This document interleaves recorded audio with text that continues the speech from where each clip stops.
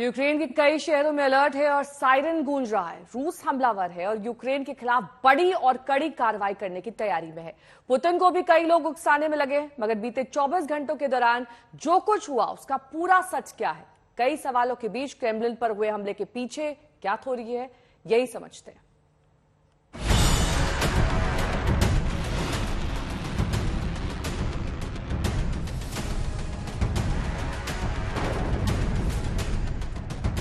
पहले क्रेमलिन की ये तस्वीरें सामने आई।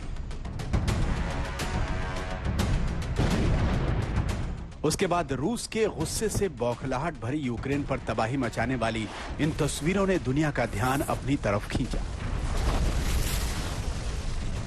हालांकि रूस और यूक्रेन के बीच पिछले 14 महीने से जारी जंग के दौरान यह पहला मौका है जब रूस की संसद और रूसी राष्ट्रपति के महल पर ऐसा हमला हुआ।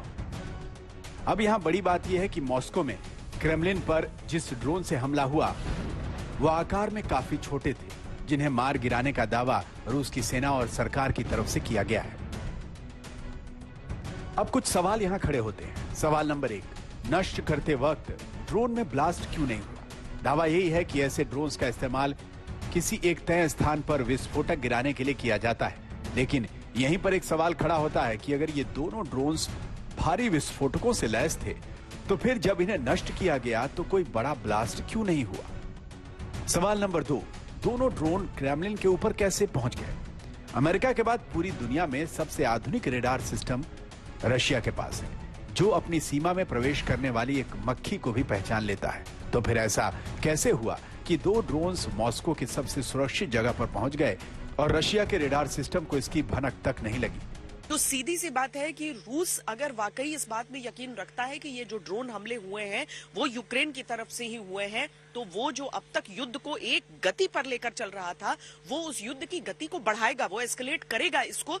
इसमें कोई दो राय नहीं थी, क्योंकि अगर पुतिन को निशाना बनाया जाता है तो रूस अपने जो सर्वोच्च अधिकारी हैं, जो व्लादिमीर पुतिन मौजूदा मॉडर्न रूस के रचयिता है और जो अपने खंडित रूस की जो पीड़ा है उसे बुझाने के लिए सारी चीजें इतने दिनों से कर रहे हैं, चाहे वो क्रीमिया का एनेक्सेशन हो या फिर अब यूक्रेन पर ये चढ़ाई हो, तो सीधे तौर पर समझ में आ सकता है कि उस व्यक्ति के लिए रूस किस हद तक आकर यूक्रेन पर जवाबी कार्रवाई करेगा। यूक्रेन वही तस्वीरें अभी देख रहा है, लेकिन अंतर्राष्ट्रीय समुदाय इस समय बहुत ज्यादा चिंता में है। वैसे इन हमलों को लेकर दो थ्योरीज चल रही हैं। एक थ्योरी यह है कि वाकई में यूक्रेन ने रशिया के राष्ट्रपति व्लादिमीर पुतिन की हत्या के लिए साजिश रची और इसके लिए इन दो फाइटर ड्रोन्स को लॉन्च किया गया, और यूक्रेन के पास ऐसा करने की कई वजहें भी हैं। जैसे रशिया उसके 30% क्षेत्रफल को अपने नियंत्रण में ले चुका है और रूस ने यूक्रेन को जंग की आग में झोंक दिया और पिछले 334 दिनों से रूस और यूक्रेन जंग लड़ रहे हैं।